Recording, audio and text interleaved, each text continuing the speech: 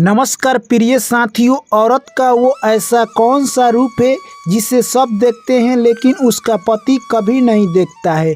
दोस्तों आज की कहानी काफ़ी ज्ञानवर्धक होने वाली है, इसलिए दोस्तों आप कहानी को पूरा अंत तक जरूर सुनना। चलिए दोस्तों कहानी को शुरू करें उससे पहले आप लोग चैनल को सब्सक्राइब कर लीजिए और नोटिफिकेशन को ऑन कर लीजिए और अच्छे कमेंट जरूर कीजिएगा और वीडियो को लाइक कर दीजिए। दोस्तों यह कहानी एक छोटे सी गांव की है। एक गांव में एक किसान और उसकी पत्नी रहा करते थे। उनके घर में एक बहुत सुंदर पेड़ था जो कि आम का पेड़ था। उसी आम के पेड़ पर एक तोता और तोती बैठे हुए थे। यह सब किसान की पत्नी देख रही थी। तोता और तोती आपस में बात कर रहे थे। किसान की पत्नी सोचती है कि ये तोता और तोती आपस में प्यार की बातें कर रहे थे। किसान की जो पत्नी थी उसकी बात समझ नहीं पाती तोता तोती की, परंतु वो ये सोचती थी कि ये लोग कोई आपसी बात कर रहे हैं जो कि प्यार मोहब्बत की बात है। यह सब वो देख रही है। कुछ समय में इतना तेज़ आंधी आता है कि तोता वहीं पर गिर जाता है और उसकी मृत्यु हो जाती है। तभी तोती रोने लगती है अपने तोता के वियोग में। तभी कुछ समय के बाद वहाँ पर कुछ पक्षी आते हैं और उस तोती को समझाने लगते हैं, हमारे हाथ में जन्म मरण नहीं होता है, जो विधाता के हाथ में है विधाता वही करते हैं, इसलिए हमें अफसोस नहीं करना चाहिए। जिसके साथ जो होना है वो होकर रहेगा। तभी तोती अपने पति का अंतिम संस्कार करती है और वहाँ से उड़ जाती है। दोस्तों यह सब सीन देखकर यानी किसान की पत्नी सीधे अपने किसान के लगे जाती है और कहती है कि हे पिया जी, आप मुझसे कितना प्यार करते हैं, आप हमें ज़रूर बताइए।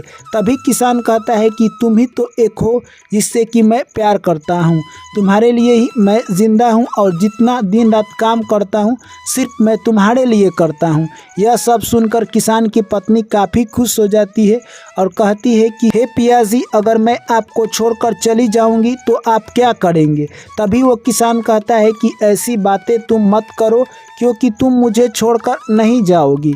तभी किसान की पत्नी कहती है कि मैंने आपका यानी एक परीक्षा लिया जिसमें आप सफल हुए हैं। दोस्तों यानी किसान की पत्नी थी वो अपने पति का एक परीक्षा लेती है जिसमें उसका पति पास हो जाता है। ऐसे ही समय निकलते गए दोस्तों, और एक दिन की बात है, किसान जो कि अपने पत्नी के यानी घर जा रहा था अपने पत्नी को लेकर।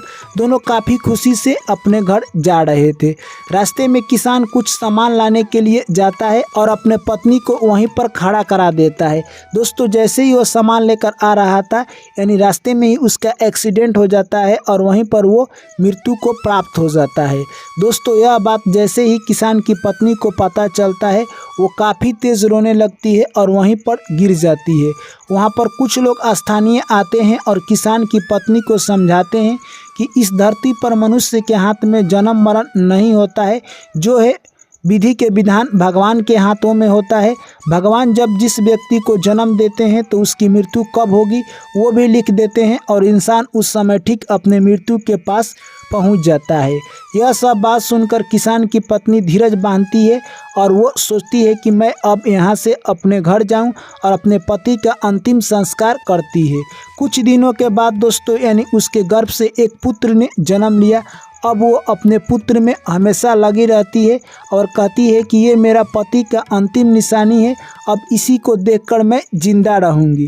दोस्तों वो अपने पुत्र में हमेशा लगी रहती थी और धीरे धीरे समय निकलता गया और उसका पुत्र धीरे धीरे बड़ा होता चला गया।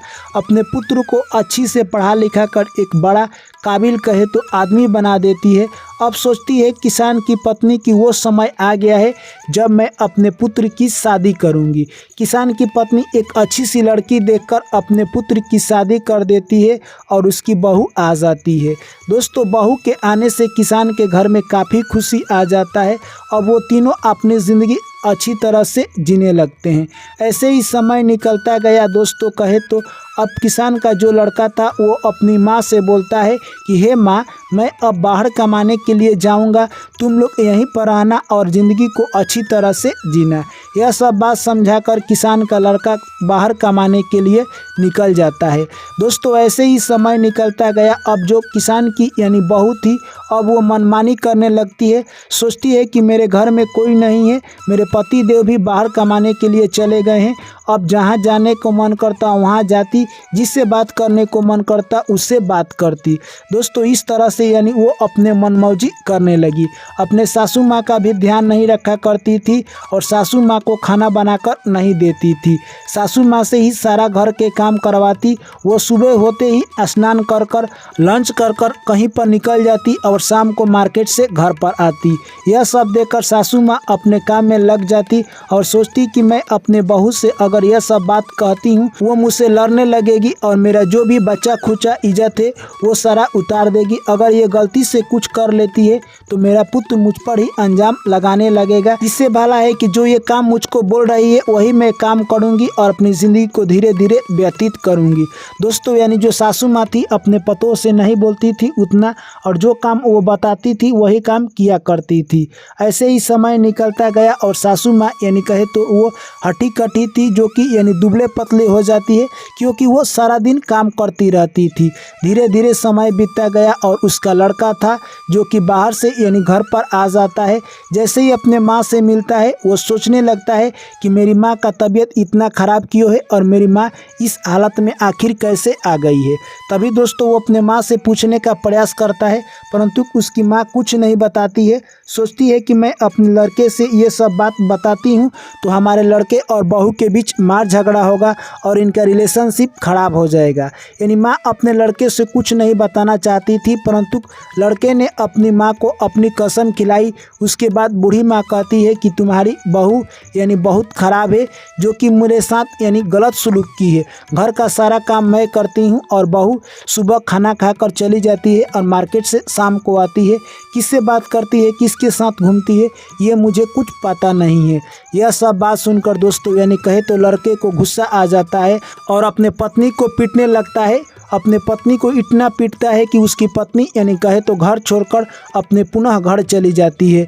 जैसे ही अपने घर पर जाती है उसके पिता कहते हैं कि तुम्हारे घर थोड़ा सा क्या झगड़ा हुआ कि तुम अपने घर चली आई। जिस भी लड़की का शादी हो जाता है उसका यानी ससुराल ही उसका स्वर्ग और नर्क रहता है। आपके ऊपर अगर कोई भी संकट आया है तो आप वहीं पर रहकर व्यतीत कीजिए। हमारे पास आप कब तक रहिएगा, हम कुछ दिन के मेहमान हैं। अगर हम यहाँ से चले जाएंगे तो आपको इस घर में कौन इज्जत देगा।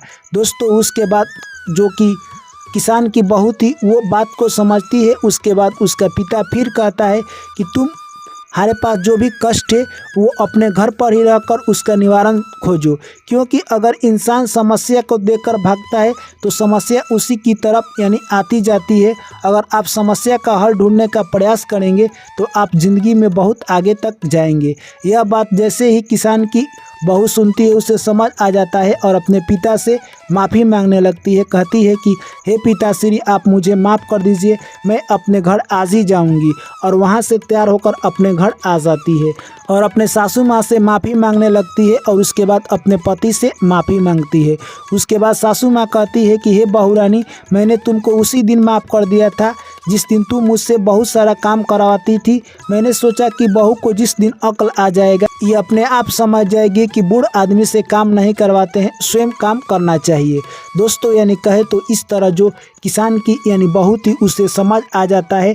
अब वो तीनों मिलकर यानी बेटा, पुत्र और पतोह मिलकर रहने लगे और अपना ज़िंदगी खुशी खुशी व्यतीत करने लगे। किसान की पत्नी और उसकी बहू और बेटा मिलकर तीनों खुशी खुशी अपना जीवन चलाने लगे और धीरे धीरे ऐसे ही उनका समय निकलता गया कि स्त्री का कौन सा ऐसा रूप है जो कि उसका पति नहीं देखता है और सारे लोग देखते हैं। दोस्तों जिस तरह से बूढ़ी माँ यानी एक विधवा औरत ने अपने बहू को किस तरह से लाइन पर लाया आपको इससे पता चल गया होगा। तो दोस्तों यानी कहने का साफ मतलब है कि औरत का विधवा रूप उसका पति नहीं देखता है, क्योंकि जब पति का देहांत हो जाता है उसके बाद ही औरत विधवा रूप धारण करती है और उसका पति नहीं देखता है, और दुनिया सारा जहान सभी लोग उसका औरत का रूप यानी विधवा का रूप देखते हैं। तो दोस्तों मैं आशा करता हूं कि ये कहानी आप लोगों को ज़रूर समझ आई होगी।